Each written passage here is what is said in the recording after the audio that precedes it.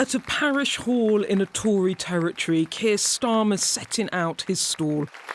We're in Sussex, which is a beautiful part of the world, a part I know pretty well. Today is all about showing you who he is. Working class, relatable, familiar with struggle. It wasn't easy for us. My dad was a toolmaker. He worked in a factory all of his life. My mum was a nurse, but for most of her life, she had a debilitating illness. You may have heard this before, but the party strategists think the electorate are still asking, who is this potential PM and what does he stand for? The answer to that question, the only answer, the working people of this country delivering on their aspirations, earning their respect, serving their interests.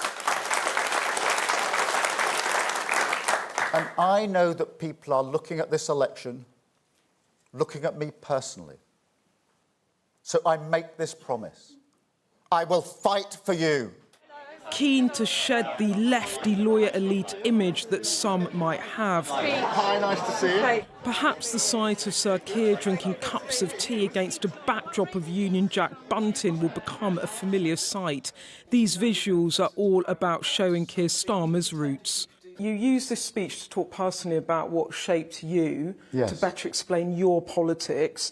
You said a while ago, voters are entitled to ask who you are and where you come from, but you don't like it. What's difficult about that for you? Well, because a lot of my sort of formative years were about issues like my mum being very ill, very personal, difficult. I spent many hours in high dependency units with my mum, not knowing whether she was going to make it through. As a teenager, I found that really hard. I found it really, really hard. And you may think, other people may think that's the easiest thing to go on national television and talk about. For me, it wasn't. It was really difficult. Your sister Katie actually said, I've always been quite open about my feelings. Keir's good at most things, but not that. I think she's probably spot on. She knows me pretty well.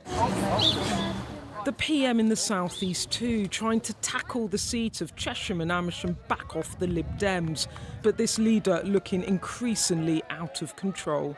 It's not exactly the ideal start to this campaign for you, is it?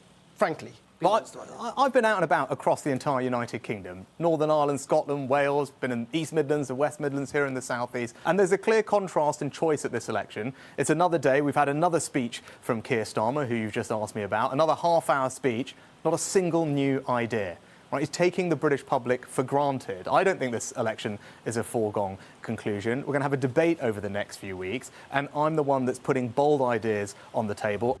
But less than a week into the campaign, Sunak really struggling with the team. Outgoing Tory MP for Telford, Lucy Allan, suspended from the Conservatives today after backing the rival Reform candidate in her old seat.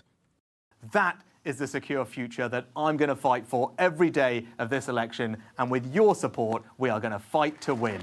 Two leaders setting out their battle lines. Starmer's all about change, Sunak promising a secure future. Which one will you choose to trust? Beth Rigby, Sky News.